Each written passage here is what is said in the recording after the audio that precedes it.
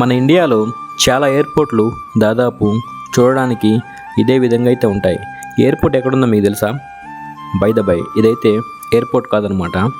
ఇది ఒక railway station.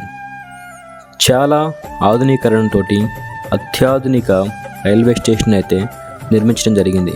ఎక్కడనుకుంటున్నారా? ఉత్తరప్రదేశ్లోని అయోధ్యధామ్ జంక్షన్. ఇది అయోధ్యధామ్ జంక్షన్ రైల్వే స్టేషన్ అన్నమాట. చాలా బాగా అయితే కన్స్ట్రక్షన్ చేయడం జరిగింది. చాలా అందంగా ఉంటుంది.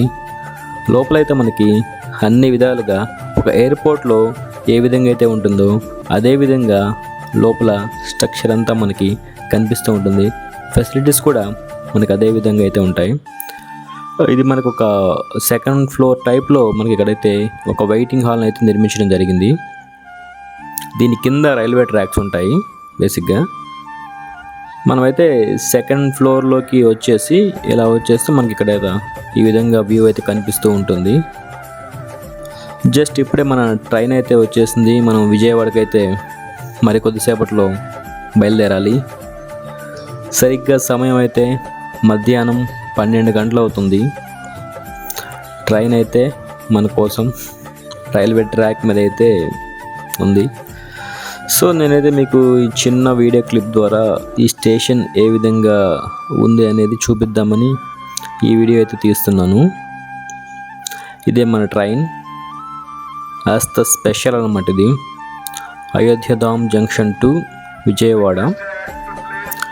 అయితే మనకి ఇక్కడ ఈ స్టేషన్ని ఇప్పుడే పూర్తిగా అయితే ఇంకా కన్స్ట్రక్షన్ చేయలేదు. ఇప్పుడే ఇంకా పనులు కూడా జరుగుతూ ఉన్నాయి. ఇంకా చాలా వరకు అయితే పనులు పూర్తి కావాల్సి ఉంది. ఎక్స్ట్రా ట్రాక్స్ కూడా అటుపక్క వేస్తున్నారు. ఇది పూర్తిగా కంప్లీట్ అవ్వడానికి ఇంకో 1 year సమయం పడుతుంది. ఈలోపు మనకి స్టేషన్ అయితే ఈ విధంగా అయితే మనకు ఉంటుంది. ఆల్మోస్ట్ అందరూ కూడా ప్రయాణికులందరూ వెయిట్ చేస్తున్నారు వాళ్ళ ట్రైన్స్ కోసం. ఎన్నో లక్షల మంది భక్తులు అయితే ఇక్కడ రోజు వస్తూ ఉంటారు. స్వామివారిని దర్శనం చేసుకొని తిరుగు ప్రయాణం కోసం ఈ రైల్వే స్టేషన్ అయితే ఉపయోగిస్తూ ఉంటారు. మేము కూడా సేమ్ అలాగే. ఇది ఒక చెప్పలేని అనుభూతి అన్నమాట.